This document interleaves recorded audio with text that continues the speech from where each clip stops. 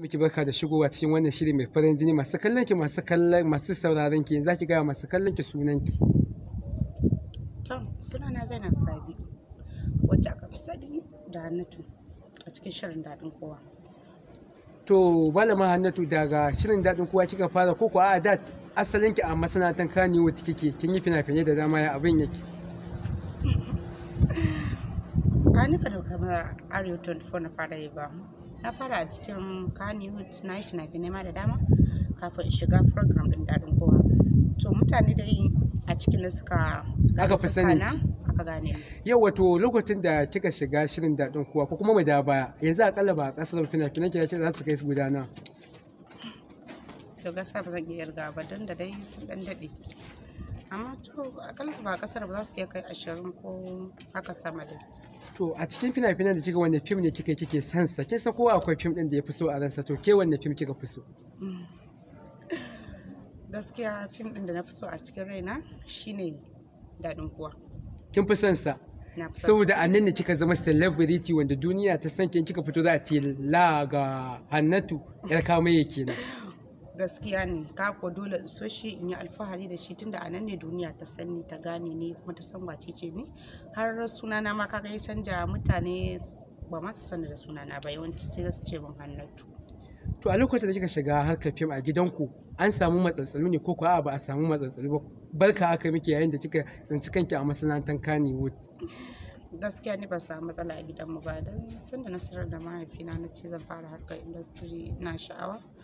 Mahaifina goyon baya bani 100% tare da mahaifiyata saboda ina tare da su kuma ni 'yar Kano ce, haifaffiyar Kano, don haka zan je in yi aikina da a cikin gidanmu.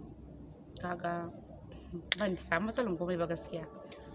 To kisa aka ce yan fim yan iska ne, yan fim duk wani iskanci aka dauko sai a ce yar fim ko dan fim, duk wani salo da aka dauko wani iskanci sai a ce ai yar fim ce ko kuma dan fim ne. Ya kike ganin wannan abin da gaske ne yan iska ne ko ko a'a shaci faɗi ne na mutanen gari suke faɗan haka? To wannan ba zan iya ce maka ba kuma zan iya ce maka a'a ba, saboda ka san Hausawa sun ce wake daya shi yake bata gari, saboda akwai bata gari a kowane sana'ar duniya. Saboda haka ni da ina cikin sana'ar industry ba kuma zan ce su ba abin da ake tambayar su haka dai ba kuma zan ce ba haka bane ba. Allah ne ya samu dace. Tsalu da yawa suna faruwa a industry, a ce wance ta yi kaza, wance ta yi kaza, wane ya yi kaza. Me yake kawo wannan abin? Wasu sun ce rashin tarbiyya ne, wasu sun ce kawai ra'ayi ne. Ke sa aka ce kowa da ra'ayinsa. To ya abin yake, da gaske ne shin kawai ra'ayinsu ne a haka ko a'a rashin tarbiyyan ne? To gaskiya ne da abin da zan ce a matsayina na ya mace me kuma sa ran wata rana za ta haifa kuma ta yi alfahari da su. Abin da zan iya cewa idan ka ga dan uwanka musulmi kawai abu ya same shi wani kaddara, kawai ka mishi addu'a. Saboda ita kaddara gaskiya bata wuce kan kowa ba. Amma kuma mu kamar 'yan fim mata ina cewa don Allah don annabi mu kiyaye, mu ci gaba da kare mutuncinmu da kuma sanin da wa za mu mu'amala. Saboda ka kamar irin wannan abu na Maryam kaga an mata ba zato ne, gaskiya Allah ne kuma isan waye mata. Don Allah mu dinga kiyayewa. Ga na safara'u. To ga kuma na safara'u. To don Allah mu ci gaba da kiyayewa, mu san da wa za mu mu'amala. Saboda gudun magancewar wannan matsalar tamu da fada halin kaka na kai. Yawwa, da kuma fadawa halin kaka na kayi, saboda kai ya mace ne za a ba maka record na har abada, wanda har 'ya'yanka ma za su taso su iya ganin wani abu, saboda yanzu harkar social media ta yi yawa. Don Allah mu dinga kiyayewa, saboda wannan sana'a da tana rufa mana asiri tare da iyayenmu. Kuma kowace sana'a duniya idan ka dauke shi sana'a idan ka dauke shi kuma sabanin haka to yadda ka dauke shi dai a haka zai zo maka. To malama Zainabu Abu, wanne fim ne ko kuma wanne jarumi ne, wacce jaruma take fi so a haɗa ki aiki da ita, mace ko namiji, yaro ko da babba?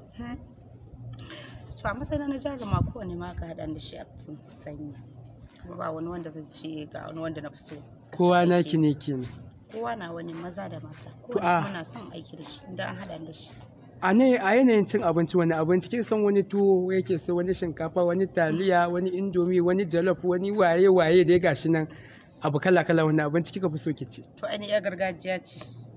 Saboda ni yar ƙauye ce, ba zan ce ga abincin da na fi so ba, irin abincin da ya kasance na fi gane mishi in ci shi abincin gargajiya. To na fi son ci tuwo. Kin fi so ki ci tuwo da miyar wake kenan? Miyan kubewa. Kubewa kika fi so? A ce la Hannu tana cin tuwo. To yanzu misali, ya kike da masoyanki a hanya idan kun haɗa sun ce la ga Hannatu kina tsaya ku gaisa ko kuwa a girman kai kike masu ki tsaki ki ce kai mutanen nan sun fiye kaza ki tafi ki basu, ya kike kasancewa da masoyanki? Gaskiya ba na haka. Saboda idan Allah ya zaɓe ka a cikin al'umma ya ce maka ga wani ya ɗaukaka ka ba kai ka ba kanka ba. Allah ne mai Haka yi kuma ba